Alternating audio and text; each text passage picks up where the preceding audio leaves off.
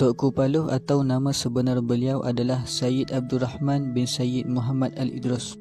Beliau adalah seorang tokoh ulama di Nusantara yang disegani suatu ketika dahulu. Tengku Paluh berasal dari kampung Cabang 3 yang terletak di Kuala Terengganu, Terengganu Darul Iman.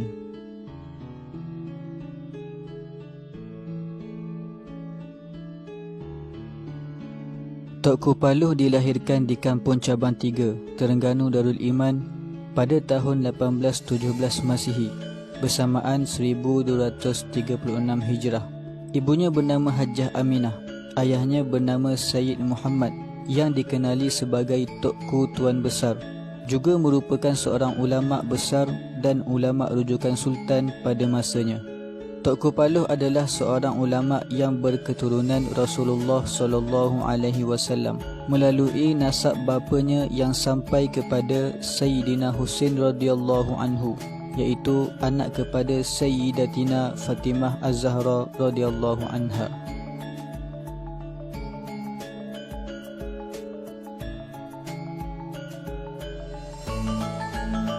Tengku Paluh mendapat pendidikan awal daripada ayahnya sendiri dan beberapa orang ulama tempatan.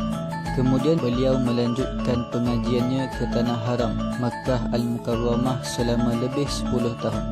Setelah itu, Tengku Paluh pulang ke tanah air lalu menjadi pendakwah yang menyebarkan ilmunya kepada masyarakat setempat.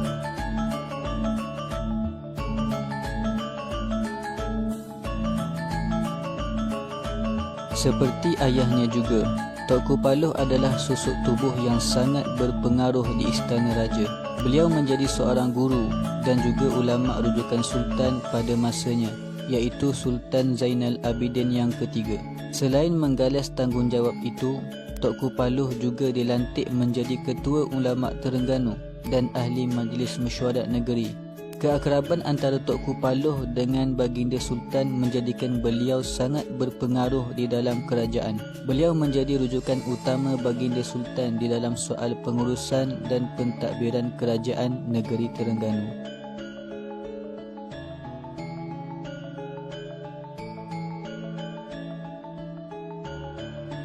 Sejarah menceritakan British gagal menjajah negeri Terengganu pada pemerintahan Sultan Zainal Abidin ketiga. Walaupun usaha mereka untuk berunding dengan Baginda Sultan kerap kali dilakukan, tetapi mereka tetap juga gagal mempengaruhi raja. Sebaliknya, Sultan Zainal Abidin pernah berkata kepada wakil British ketika mereka datang menghadap Baginda. Kata Baginda, "Terengganu ini ada tuannya.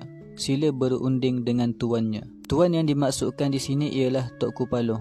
Wakil-wakil British yang juga pernah beberapa kali datang berjumpa Tengku Paluh untuk berunding berkenaan campur tangan pihaknya dalam pemerintahan negeri Terengganu, mereka menyatakan kesudian mereka untuk membantu negeri itu dan rakyatnya agar lebih maju dan mendapat kehidupan yang bahagia. Akan tetapi, Tengku Paluh sedikit pun tidak terpengaruh dengan tawaran penjajah-penjajah itu. Bahkan beliau mengetahui niat jahat mereka terhadap pemerintahan negeri Terengganu. Tengku Paluh menolak tawaran dan kerjasama British dalam kesemua perundingan yang diadakan oleh mereka.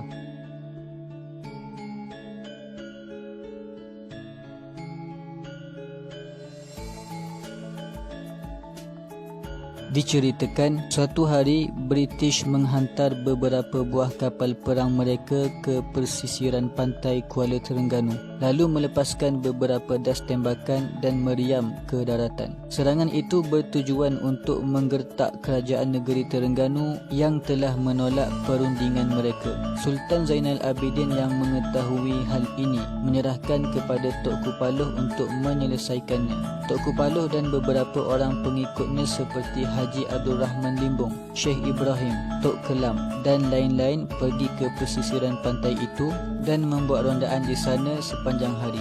Sejak itu, para penjajah British dan kapal perang mereka tidak lagi kelihatan. Dikatakan bahawa mereka melihat beribu-ribu angkatan perang Terengganu yang lengkap bersenjata siap sedia untuk melancarkan serangan balas terhadap mereka. Sedangkan yang berada di persisiran pantai ketika itu hanyalah Tengku Paluh dan beberapa orang pengikutnya.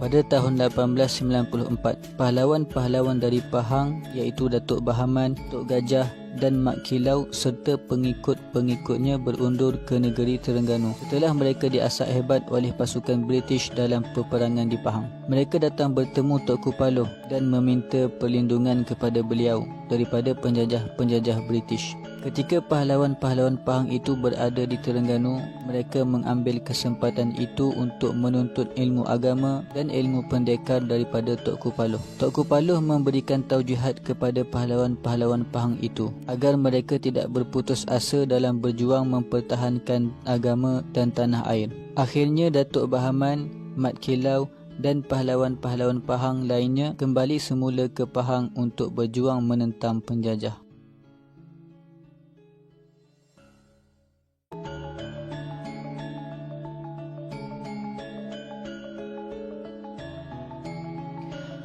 Takdir yang menentukan segala-galanya. Setiap yang hidup pasti merasai mati. Pada tanggal 1917 Masihi, bersamaan 1 Zulhijjah 1336 Hijrah, akhirnya Tok Kupaloh meninggal dunia.